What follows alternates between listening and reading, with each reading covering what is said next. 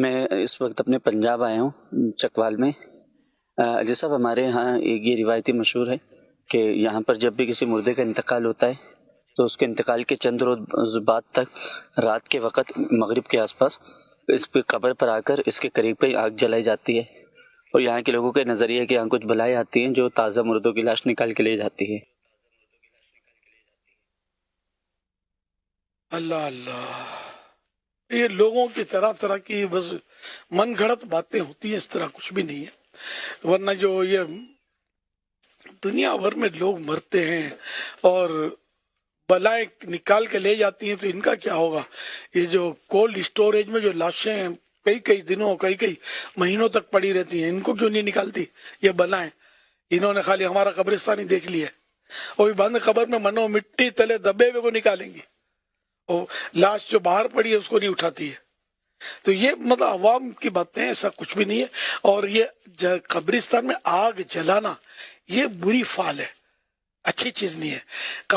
قبرستان میں آگ لے جانا منع ہے، نہیں، سے بچنا چاہیے۔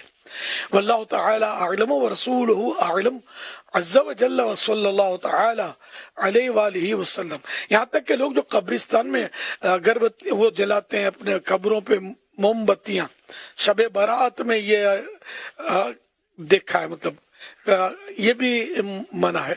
ہاں، اگر اجالے کی ضرورت ہے کہ تلاوت کرے گا کچھ کرے گا تو قبر سے ہٹ کر سائڈ پر موم بتی جلا سکتے ہیں۔ اس طرح اگربتیاں جلا کر لوگ قبروں پہ گاڑ دیتے ہیں، یہ بھی غلط طریقہ ہے کہ یہ بھی آگ ہے، پھر یہ گاڑ کے چلے جاتے ہیں، یہ بھی نہیں ٹھیک۔ ہاں، وہاں لوگ کچھ تلاوت کر رہے ہیں، درود شریف پڑھ رہے ہیں، نعت خوانی کر رہے ہیں، اور ان کے لیے اگربتیاں جلائی گئی ہیں تاکہ ان کو خوشبو پہنچے، تو وہ بھی قبر پر نہیں، سائڈ پر، یا اگر بتیوں کے رکھنے کی کچھ اگر دان وغیرہ آتے ہیں ان میں وہ ڈال کے وہ رکھ دی جائیں۔ اس سے قبر والے کو کوئی اس آپ کی اگربتیوں سے فائدہ نہیں ہے، آپ کی موم بتیوں کا اجالا ان کے قبروں میں جاتا نہیں ہے، یہ بھی ذہن میں رکھیے گا۔ آپ ایصال ثواب جو کرتے ہیں نا، ہم نیکیوں کا ایصال ثواب یہ قبر والوں کو ملتا ہے۔